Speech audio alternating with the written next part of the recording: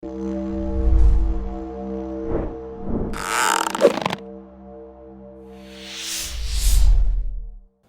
gente, Gênesis capítulo 2. Vamos continuar nosso estudo aqui através do livro de Gênesis. E aqui no segundo capítulo, a gente vai continuar vendo sobre a criação. Aqui em versículo 1 até versículo 3, parece que a gente está no capítulo 1 ainda. As divisões do capítulo vieram depois, não foi inspirado. A Bíblia é inspirada por Deus, mas os capítulos e os versículos foram colocados por homens depois. Os capítulos e versículos são legais porque ajudam a gente a saber onde estamos. Eu posso falar capítulo 2, versículo 1 e você já sabe onde estamos. Então isso é bom. Mas ao mesmo tempo nós temos que saber que não foram inspirados. Isso é importante porque ele não parou um pensamento aqui.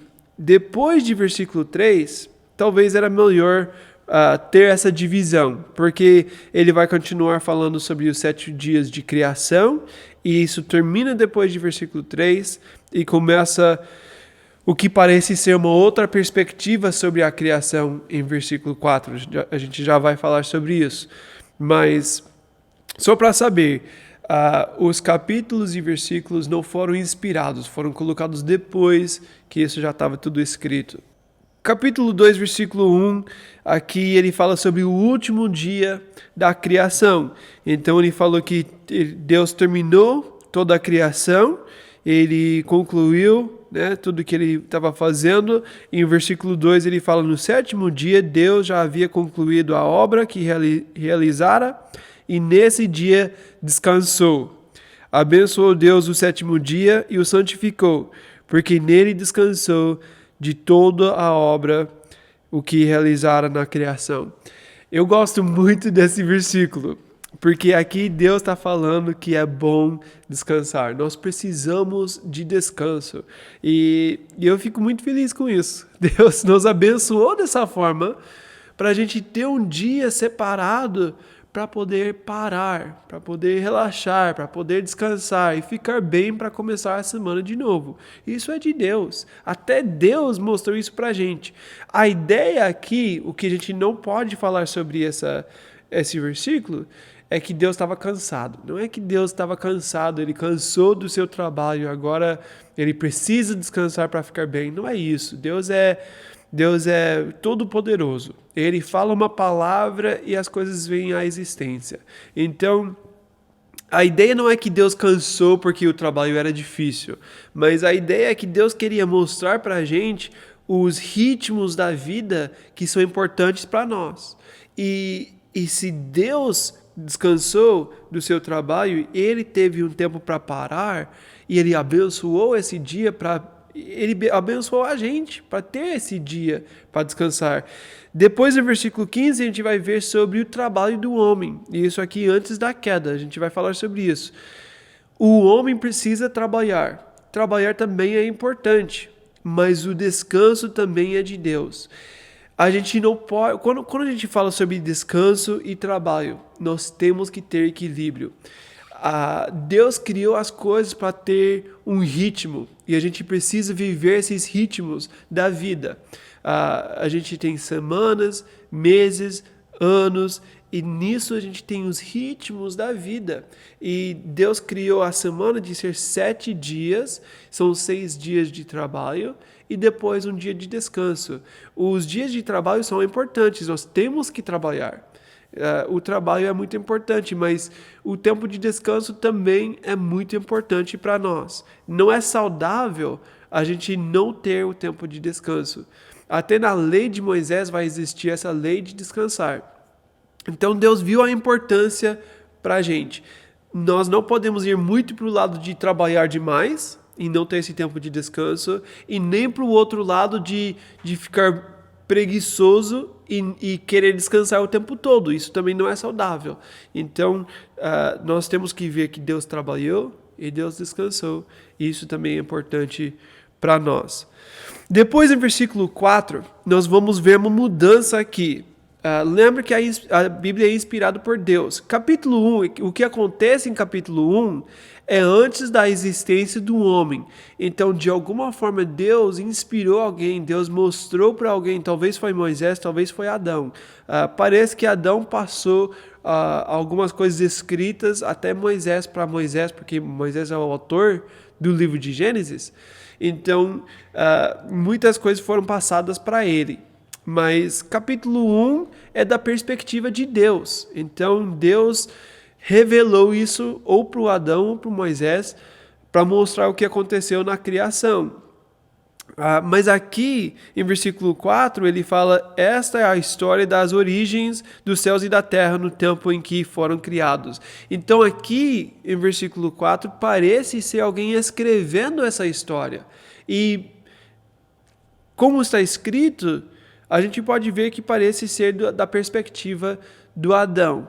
Então, provavelmente, Adão escreveu a história que aconteceu e ele passou essa história para a gente, para poder saber o que aconteceu da perspectiva dele. Então, nós temos Deus dando a história da criação em capítulo 1 e aqui em capítulo 2 nós temos a criação, o início das coisas da perspectiva de Adão. Então, vai ser um pouco diferente para ele, mas a gente sabe que é confiável. Os dois capítulos são confiáveis. Em Mateus capítulo 19, Jesus vai fazer referência a capítulo 1 e capítulo 2 de Gênesis como as Escrituras. Então nós sabemos que se Jesus sabe que são as Escrituras, nós podemos confiar nesses capítulos também. Então, Adão falando um pouco sobre o que estava acontecendo, versículo 5 é interessante, ele fala: ainda não tinha brotado nenhum arbusto no campo e nenhuma planta havia germinado, porque o Senhor Deus ainda não tinha feito chover sobre a terra e também não havia homem para cultivar o solo. Então, quando Deus criou, parece que Deus criou e deixou parado. Até depois de começar a ter água, a gente vai ver que não estava chovendo ainda, não tinha chuva até o tempo de Noé, mas existia um vapor que subia da terra, mas nesse tempo não estava crescendo as coisas, não estava reproduzindo as coisas, mas isso vem depois, agora com a criação do homem, com o sol que agora existe. Deus criou todas as coisas, mas para mim, vendo o versículo 5, isso mostra para mim que parece ser 7 dias, literalmente, porque não estava nada crescendo ainda, não estava vivendo esses processos de vida como a gente tem depois. Então, parece ser realmente 7 dias literais, como ele fala, porque ele fala depois no dia seguinte, né? E passou o dia e noite e foi o segundo dia. Então, para mim, parece ser realmente 7 dias de criação. Mas agora vai começar todo esse processo. As plantas vão crescer, Adão vai cuidar do solo, ele está cuidando desse jardim que Deus plantou, e vai tudo crescer e vai reproduzir vida. O que é legal aqui é que Deus criou as plantas, Deus criou os animais para reproduzir vida. É interessante que Deus deu vida. Depois de ter vida, a vida pode ser reproduzida. A gente não tem a capacidade de fazer existir vida onde não existe. Nós temos a oportunidade de reproduzir, né? As plantas podem reproduzir outras plantas, mas de produzir algo que não existe, não temos a capacidade de fazer isso. É interessante que só Deus tem o poder de dar vida. E a gente pode ver isso aqui na criação. Foi Deus que deu vida, foi Deus que fez crescer, e agora o homem vai cuidar do solo, ele vai fazer o trabalho para fazer crescer mais e cuidar desse jardim que Deus tinha criado.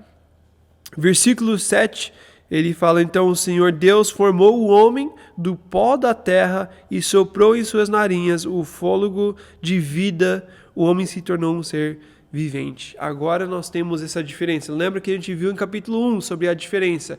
O homem é diferente dos outros animais, das outras coisas na criação.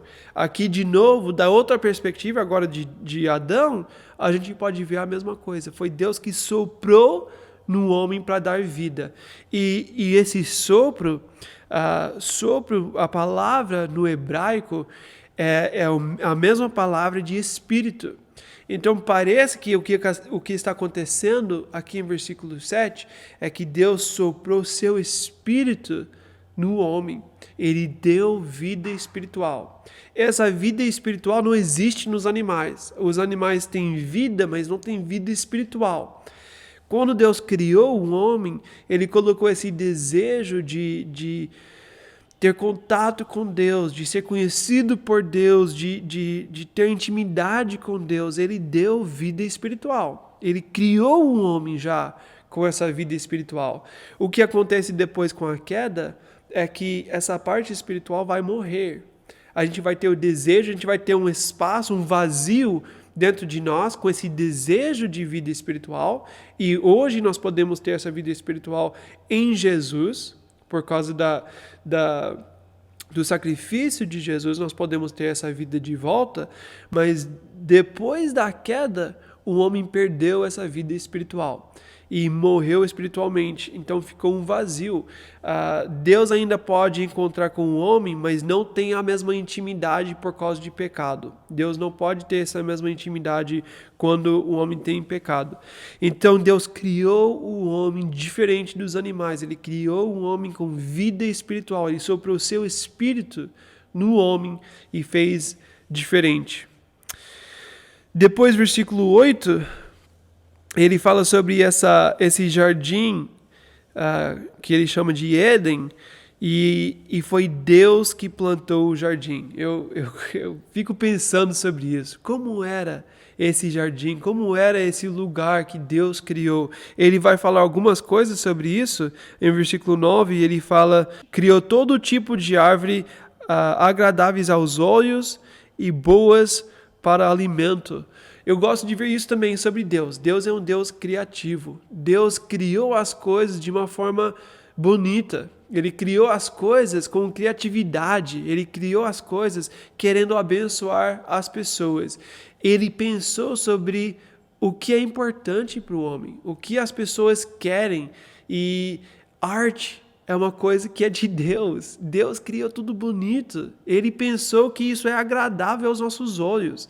E é legal pensar que Deus é artista. Deus pensa no que é agradável aos olhos. E Ele quer nos abençoar dessa forma. Ele também pensou sobre a comida. Ele fez as coisas de uma forma que a gente quer comer. E comer é um dos prazeres da nossa vida aqui, né? Eu gosto muito de comida boa. E Deus criou a gente dessa forma para poder aproveitar essas coisas que Ele criou. É legal ver como Deus nos abençoou na criação, nas coisas, da forma que Ele nos fez, para ter prazer na comida, na beleza. Essas coisas são importantes para a gente. E a gente pode ver isso, se nós somos feitos na semelhança de Deus, isso era importante para Deus e é importante para nós. Então, arte, comida, coisas que a gente pensa que talvez não são coisas espirituais, a gente pode ver aqui que para Deus isso é importante. Arte é importante, coisas bonitas, a comida, tudo isso vem de Deus e a gente pode ter prazer nessas coisas. Ainda em versículo 9, ele fala sobre essas árvores que ele criou, né? Ele criou todo tipo de árvore agradável aos olhos, mostrando a beleza das árvores, mas também boas para o alimento. Mas junto com essas coisas, aqui ele fala que criou a árvore do conhecimento do bem e do mal e a árvore da vida, que são duas coisas separadas, diferentes das outras árvores que existem no jardim. Aqui nós temos, são duas árvores, não é uma árvore só, que não é para comer. A árvore de vida é o que vai dar vida eterna, que depois de comer do fruto da árvore do conhecimento do bem e do mal, eles não podem comer mais dessa árvore, porque eles não podem viver a vida eterna nesse estado de pecado, de sofrimento. Ia ser muito, muito ruim para o homem. Então Deus vai proteger o homem tirando as pessoas do jardim. Mas existe essa outra árvore que é o conhecimento do bem e do mal. Por que Deus colocou essa árvore? Todo mundo pergunta isso. Se Deus é bom, se Deus é perfeito, se Deus tem todo o poder, por que Ele deu a oportunidade de fazer errado? Por que Deus fez isso? Porque Deus não criou robôs. Deus não criou máquinas para fazer o certo sempre. Para existir um relacionamento de amor, você tem que ter a oportunidade de fazer o errado também. Você tem que saber escolher isso. Se não existe escolha, se você tem que escolher isso, você não está tendo a oportunidade de amar. Eu amo minha esposa, então eu escolhi entre todas as pessoas que existem no mundo, eu escolhi minha esposa. Eu quero gastar minha vida com ela. Isso mostra amor, porque eu não vou ter todas as pessoas que eu quero, eu escolhi uma pessoa. É a mesma coisa aqui. Para poder mostrar amor, nós temos que ter livre-arbítrio. A gente tem que ter liberdade de escolher. E Deus deu essa liberdade para a gente, que a gente pode escolher se a gente quer Deus ou não. E aqui o homem vai escolher errado. O que é mais legal é que Deus vai dar a oportunidade, nós podemos escolher amar, nós podemos escolher rejeitar. Mas mesmo quando a gente faz errado, a graça de Deus é suficiente. Nós temos agora, depois da queda em capítulo 3, nós temos a natureza de pecado. Então, a gente vai fazer errado, vai fazer parte da nossa existência. Mas, ao mesmo tempo, a gente sabe que Deus é bom. Quando a gente não é fiel, Deus é fiel. E Deus ainda tem um plano. Deus ainda vai dar a oportunidade de fazer diferente.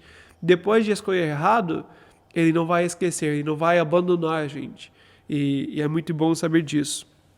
Então, ele fala um pouco sobre, depois no versículo 10 até versículo 14, ele fala sobre o lugar que existia esse jardim. Nós sabemos que hoje não existe mais isso. Depois do dilúvio, mudou tudo na criação. Então, até tem os nomes de rios que são os mesmos nomes de rios que a gente tem até hoje. Era um lugar diferente. O que aconteceu, provavelmente, é que quando Noé desceu da arca, ele viu rios que pareciam os rios que tinham na época que ele vivia antes do dilúvio. Ele deu o mesmo nome, mas não é o mesmo lugar, é diferente aqui, mas ele fala sobre esse lugar, ele fala como era. E depois, em versículo 15, a gente pode ver a responsabilidade do homem, que ele tem que trabalhar, né? Ele fala: o Senhor Deus colocou o homem no jardim do Éden para cuidar dele e cultivá-lo. Nós temos propósito aqui. É importante saber disso. Nós temos que entender que nós temos responsabilidade, nós temos que estar produzindo algo aqui na Terra. A gente não foi criado só para receber, só para comer e descansar e ter prazer. Nós temos que produzir algo também. Nós temos responsabilidade, nós temos que trabalhar. O trabalho aqui vem antes da queda. A queda vem só em capítulo 3, mas o homem já está trabalhando aqui. Trabalho não é o resultado da queda. A forma que vai trabalhar depois vai ser diferente, porque ele fala que vai ser com suor, com dificuldade que ele vai produzir. Aqui não existe isso ainda, em versículo 15. Mas existe responsabilidade. Nós temos valor no nosso trabalho. O trabalho é uma coisa que vai nos fazer sentir bem, sentir útil. E nós precisamos disso. Então, a gente não pode olhar para o trabalho como algo ruim, como algo contra o plano de Deus. Faz parte do plano de Deus. E é uma coisa boa.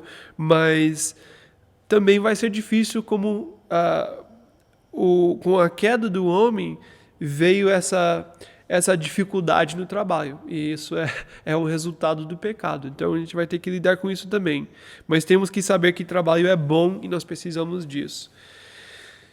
Versículos 16 e 17, ele falou sobre a liberdade que ele deu para o homem, ele deixou o homem escolher o que quer.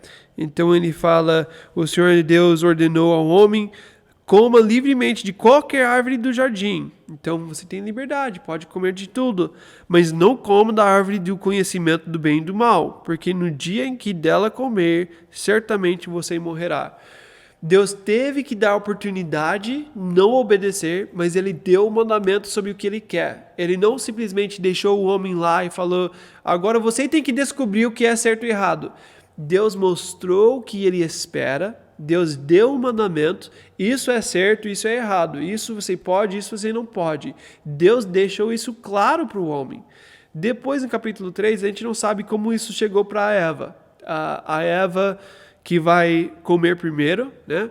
Ela que vai pegar e comer antes do Adão e depois vai oferecer para ele.